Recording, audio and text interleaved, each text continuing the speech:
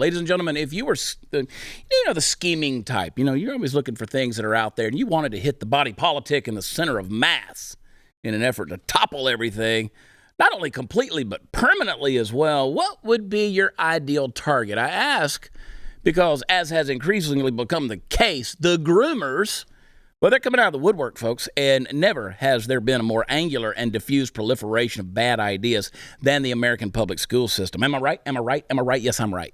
If you're going to shoot to kill, aim at society's heart, right? If it had a redeeming quality, it would be the overall honesty. Both of those who say we're not trying to groom your children and those who say we are trying to groom your children, but that's not a redeeming quality, folks, because it's nearly criminal ignorance on the one hand and pure evil on the other.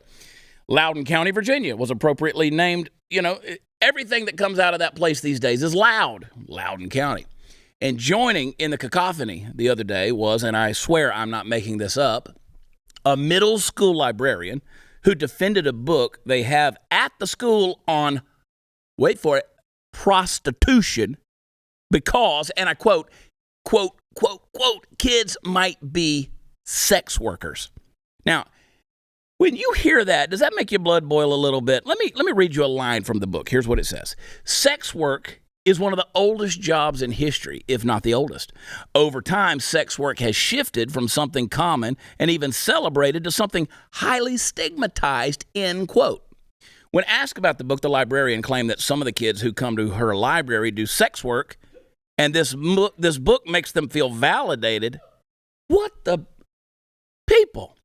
Loudon County, think you might want to sit this bitch down in an interrogation room, inform her of her rights, and maybe ask a few clarifying questions. Here's another little example of what I'm talking about. It came out the other day at a high school in California, and they're giving this one out, quote, gender expression kits. They're giving it to kids, which includes, among other things, breast binding tape. Now, I don't know if you knew this or not, but breast binding isn't good for you because it can cause injury. I'm reasonably fired up on this thing. The same damn morons who push this kind of crap will have the audacity to look at a practice like Chinese foot binding and rightly castigate it as an amoral and harmful practice while they're encouraging young girls to do essentially the same thing because they happen to be confused about their gender, so to speak. And make no mistake, the odds-on favorite for who made them confused about their gender is the same group of people who's trying to solve it by throwing the men and women of society into a giant blender. And what comes out at the end isn't a genderless, happy society, folks. What comes out is blended up blood and gore. That is the historical recompense. That is the teary-eyed wailing wake of leftism down throughout time. And yes, I know that second example comes from California. And on the day that California sinks into the ocean, the world will get ever so less toxic. But let's be real about this for a minute.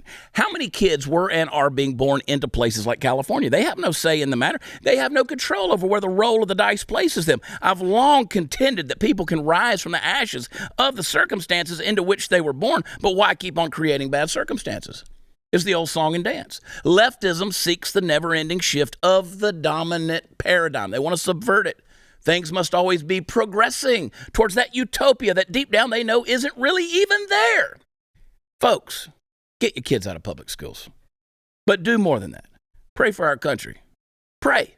Participate in the elections. Do everything you can to help heal her wounds before they become septic. These are just a couple of examples, but remember that more crop up every single day. And if we don't fight to wrest control of the future away from these people, folks, no one will. And they're lying to you. I mean, they're just going to keep lying to you. Go back to the middle. Again, they say the conservatives don't care about kids. Well, I caught a lot of heat when I said if you keep your kids in public schools, it's child abuse. I caught a lot of heat for that. I still believe it. If you don't believe it, then that's proof that maybe you don't care about your kids.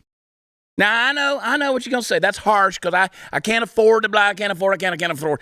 Again, you got to fight back against this culture because they created a culture where mom has to go to work too. You know why they want to push this thing so hard to make sure that women have equality in the workplace and all that? You know why? Because if mom and dad have to go to work, guess what? The federal government's going to get more tax money from your family.